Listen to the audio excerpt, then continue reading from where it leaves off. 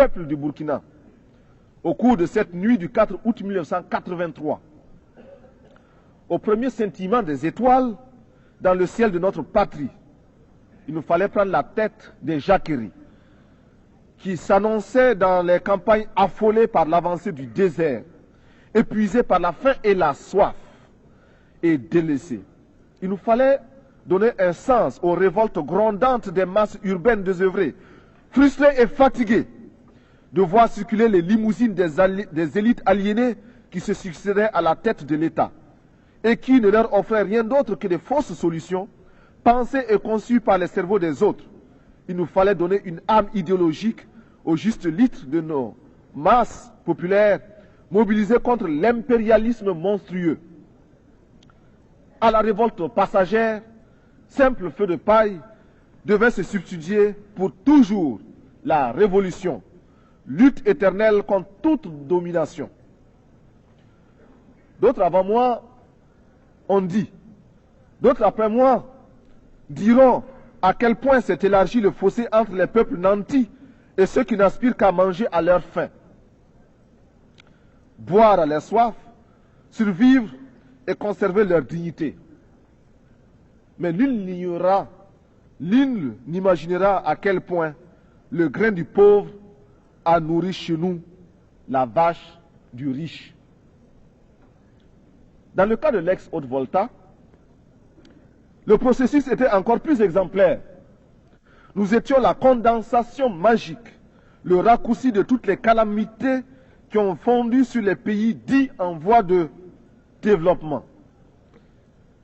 Le témoignage de l'aide, présenté comme panacée et souvent trompetté, sans rime ni raison, est ici éloquent.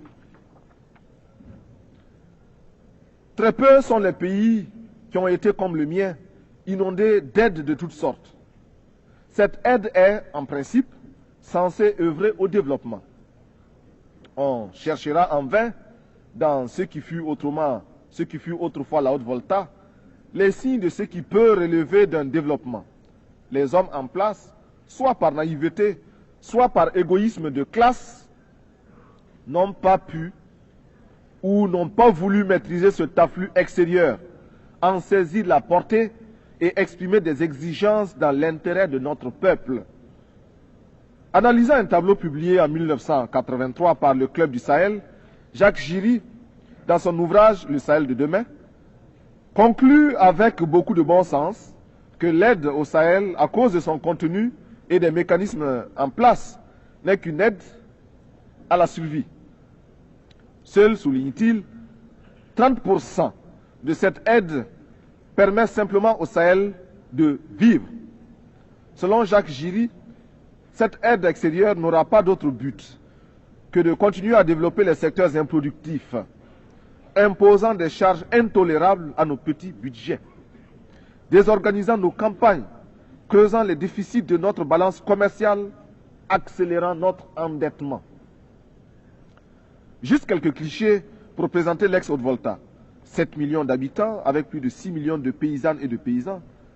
Un taux de mortalité infantile estimé à 180 pour 1000. Une espérance de vie se limitant à 40 ans. Un taux d'analphabétisme allant jusqu'à 98%. Si nous concevons l'alphabétisé comme celui qui sait lire, écrire et parler une langue.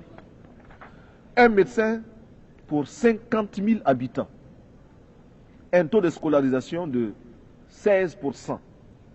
Et enfin, un produit intérieur brut par tête d'habitant de 53 356 francs CFA, soit à peine plus de 100 $. Le diagnostic, à l'évidence, était sombre. La source du mal était politique. Le traitement ne pouvait qu'être politique. Certes, nous encourageons l'aide qui nous aide à nous passer de l'aide.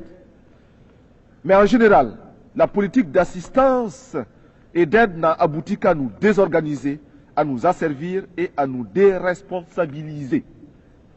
Dans notre espace économique, politique, économique et culturel, nous avons choisi de risquer de nouvelles voies pour être plus heureux. Nous avons choisi de mettre en place de nouvelles techniques. nous avons choisi de rechercher des formes d'organisation mieux adaptées à notre civilisation, rejetant de manière abrupte et définitive toutes sortes de dictats extérieurs pour créer ainsi les conditions d'une dignité à la hauteur de nos ambitions.